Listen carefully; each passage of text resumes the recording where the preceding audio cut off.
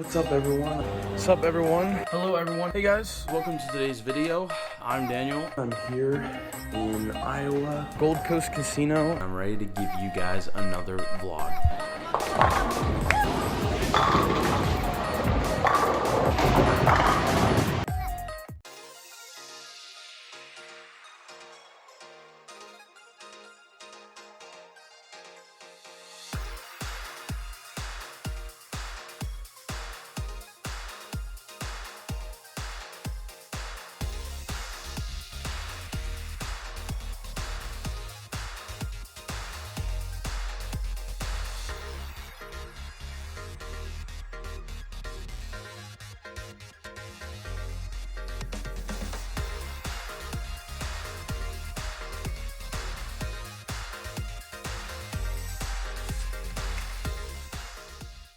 Hello everyone, welcome to today's video. I'm FloppyPENGuinn and I have a special video for you today coming at you from Bowler's Mart IQ in Jacksonville, Florida. And today we've got a ball review video. It's been a while since I've done my last ball review video, but today we're doing our first ever swag review, and this is for the swag Craze Pearl. And guys, look at the color that is on this bowling ball with the white logos and the pink, black, and blue pour. I mean, I think it is gorgeous. And we've got the brand new swag logo that they redid. Looks very nice and sleek. And so what we've got here, like I said, this is the swag Craze Pearl, and it has the swag Rage Pearl reactive cover on it. And it comes at 3000 grit polished, and the RG is 252 and the differential is 030. And then it is for drier lanes. So this is going to be like on the bottom tier of their high performance balls. And it comes all the way from 10 pounds to 16 pounds. Now let's talk about the layout real quick before we get into me throwing it. So the layout is 50 by 4 7/8 by 30, which is going to give this ball a decent bit of shape. That 4 7/8 number should definitely help the ball shape, and that 30 on the back end is not extremely sharp, but it does help the ball get up and go on the back end, as we like to say here in Jacksonville. So with that said, I have my switch grip in there. My grips just got glued in. So what are we doing here? It's the pro shop still. Let's go ahead and head to the lanes and see how it rolls. All right, guys, welcome to today's video. I'm Daniel, aka FloppyPENGuinn, and as you saw me in the shop earlier, I'm going to be throwing the swag Craze Pearl. And first of all, let me tell you guys, new logo and beautiful colors. I mean, look at this pink, black, and blue. I hope it's coming through the lighting right now because the lighting's not great in here, but I mean, baby blue with bright pink and black with white logos, big fan. Thank you, swag, for those colors. So let's talk about this. So I got a taller pin on it, obviously. If you haven't seen the swag Fusion review, be sure to check that out as well.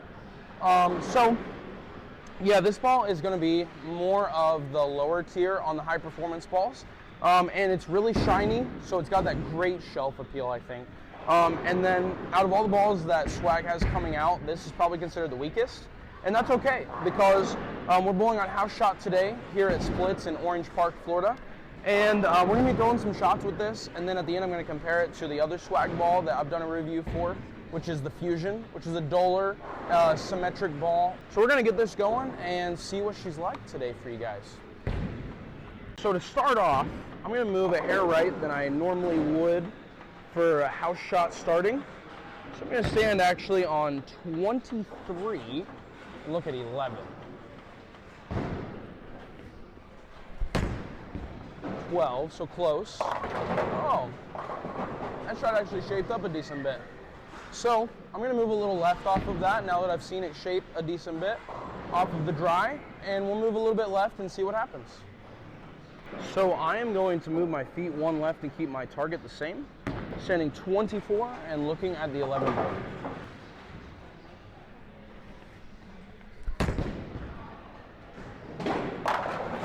Nice. So you see that ball actually shaped really well off the dry. Now with this ball, you're probably going to want to play more of the hook than the hold because it is a weaker cover and a weaker core. So with that said, we can actually get away, especially for a rev dominant player like myself, I can actually get away with moving a little further right with this ball and still have a really good line to the pocket. And as you saw there, plenty of drive through the pins. Similar to, like I said in the Fusion review, the the ball is shaping and going through the pins really well with these, which I really enjoy. So let's try that again.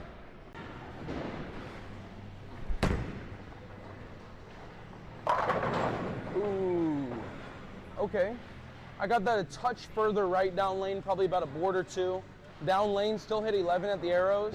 The ball shaped up well, but I think because I missed right, it just didn't have as much energy through the pins. So I'm gonna stay there and throw one more shot for you guys. All right, 24 with my feet. Looking at the 11 board.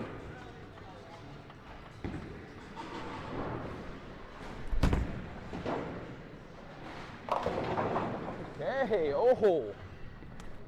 All right, so I spun that a little bit off my hand, as I rarely but sometimes have the tendency to do, so that wasn't good. But it still gave me the off hit on the 2-8. That's huge. Be sure to slap it off, kids. Let's go ahead and make a little move to the left. This is simple 1 and 1 left. So 25 with my feet and the 12 board at the arrows. Good shot. Boom. 10 back. So that was a really good shot. I hit 12 at the arrows and got it to just about 8 down lane, which is where I really like to play on house shots. It's where I'm most comfortable on your typical house shot like this here at splits. And that was a great shot, 10 back without a doubt. So let's throw one more shot from there. Hold. Ooh, and it did. It split the 8-9. So I missed a board left at the arrows. I hit 13 instead of 12. But that ball held very nicely. You can tell with that shiny cover, it's very responsive once it hits the friction. But playing the oil like that, where I missed left, it had a lot of oil in the middle, but still shaped up and went through the pins beautifully. So let's now give it a little bit of a test, move left a hair more, and see what it does. Standing 27, looking at 13. I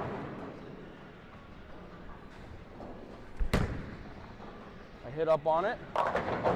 Ooh. So I do want to try sending the ball a little bit more right off my hand, making like a half board left adjustment with my feet so that I can shape the ball a little bit more and get it to the dry. Because the tendency is with bowling balls that are this shiny in this category of performance, they do skid a lot, they go a lot down the lane, so they're going to be better for when you're a little bit drier on your house shot for that game 3 condition.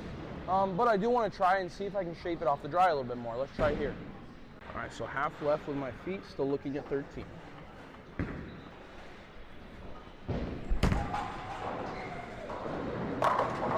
Ten back. So that would be a better adjustment, I think. Getting the ball a hair further right down lane and allowing it to shape up a little bit is definitely the way to go with a lower core size like this. Has that lower RG, lower differential than balls like the Fusion. But speaking of the Swag Fusion, I'm going to throw a few shots of that right now and show you the comparison. So obviously, we're going to be a little further left with the Fusion. It's duller and has a larger core and a stronger cover. To start off, I'll show you one from that same spot that I just threw the Craze Pearl at, and then I'll make a move after that and explain. All right, so 27 and a half, looking at 13 still.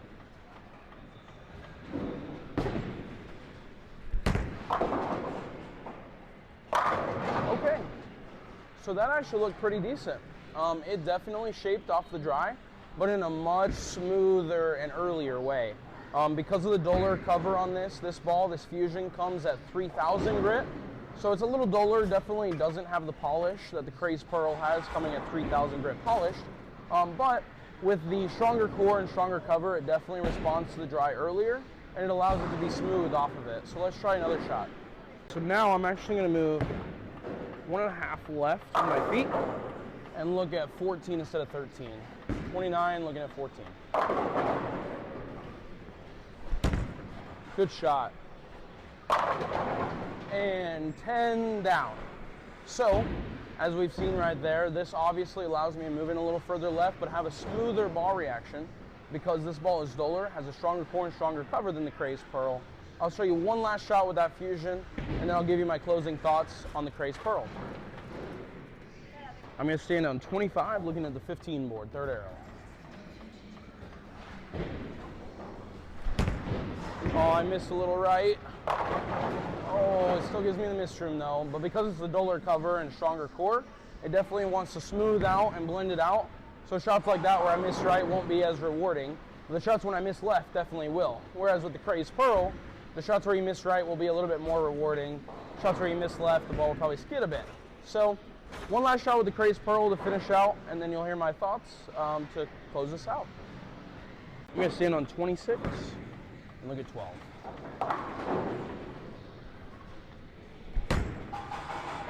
There you go. All right. So guys, that is the Swag Craze Pearl.